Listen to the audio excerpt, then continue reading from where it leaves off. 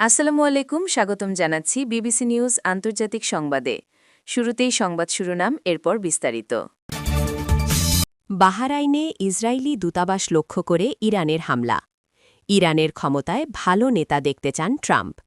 Iran সংঘাতের জেরে যুক্তরাষ্ট্রে সাইবার হামলার আশঙ্কা। গ্যাসের দাম বাড়লে বাড়বে, এটা নিয়ে চিন্তিত নই ট্রাম্প। দর্শক, এতক্ষণ শুনছিলেন সংবাদ শিরোনাম। এখন বিস্তারিত।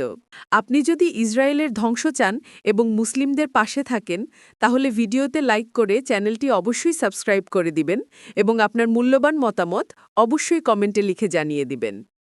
এখন বিস্তারিত। বাহরাইনে ইসরায়েলি দূতাবাস লক্ষ্য করে ইরানের হামলা। বাহরাইনের রাজধানী মানামাতে ইসরায়েলি দূতাবাস লক্ষ্য করে হামলা চালিয়েছে ইরান। দেশটির আধা সরকারি সংবাদমাধ্যম ফার্সের বারাতে শুক্রবার ৬ মার্চ এক প্রতিবেদনে এ তথ্য জানিয়েছে আল জাজিরা। ফার্স জানিয়েছে, রাতের বেলায় মানাম শহরে হওয়া হামলার লক্ষ্যবস্তু ছিল ফিনান্সিয়াল হারবার টাওয়ার্স নামে একটি বাণিজ্যিক কমপ্লেক্স। সংস্থাটি বলেছে, ওই কমপ্লেক্সটিতে শহরে অবস্থিত ইসরায়েলি দূতাবাস থাকায় এটিকে লক্ষ্য করে হামলা চালানো হয়। ইরানের ক্ষমতায় ভালো নেতা দেখতে চান ট্রাম্প। মার্কিন প্রেসিডেন্ট ডোনাল্ড ট্রাম্প জানিয়েছেন, তিনি চান ইরানে একটি ভালো নেতা ক্ষমতায় আসুক। সেই সঙ্গে দেশটির বর্তমান নেতৃত্বের কাঠামোর পুরোপুরি পরিবর্তনও চান তিনি। সংবাদমাধ্যম এনবিসির সঙ্গে এক ফোনালাপে তিনি বলেন, আমরা সেখানে গিয়ে সবকিছু পরিষ্কার করতে চাই।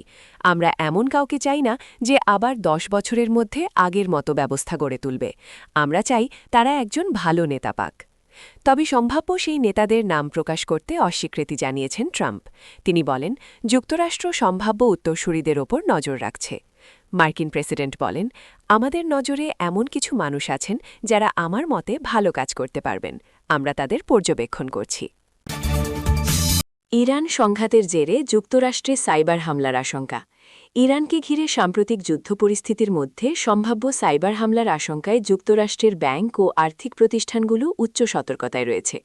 নিরাপত্তা জোরদার করে বিভিন্ন লেনদেন ব্যবস্থা ও প্রযুক্তিগত অবকাঠামোর ওপর নজরদারি বাড়ানো হয়েছে। খবর রয়টার্সের। সাম্প্রতিক বিমান হামলায় ইরানের সর্বোচ্চ নেতা আয়াতুল্লাহ আলী খামেনি নিহত হওয়ার পর মধ্যপ্রাচ্যে উত্তেজনা আরও বেড়েছে। এর প্রভাব ইতোমধ্যে বৈশ্বিক আর্থিক বাজারেও পড়তে শুরু করেছে।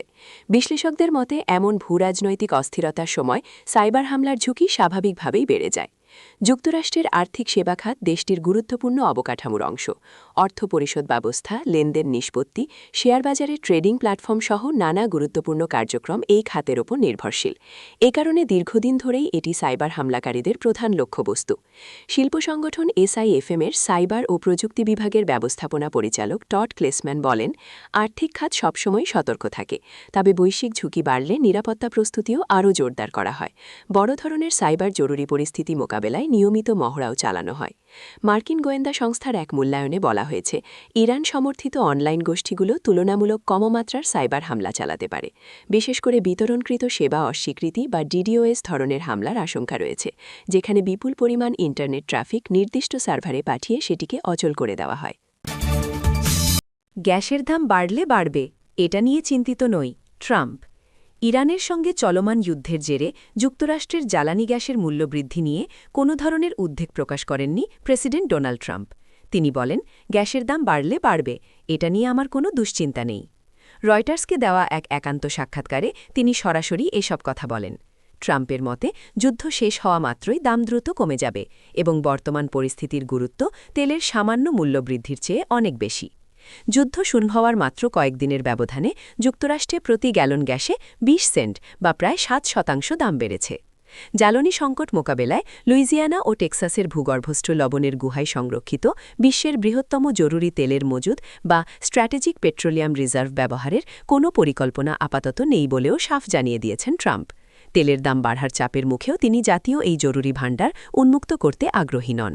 অথচ মাত্র এক সপ্তাহ আগে স্টেট অব দ্য ইউনিয়ন ভাষণে তিনি দেশে তেলের দাম কমার সাফল্যের কথা গর্ব ভরে প্রচার করেছিলেন।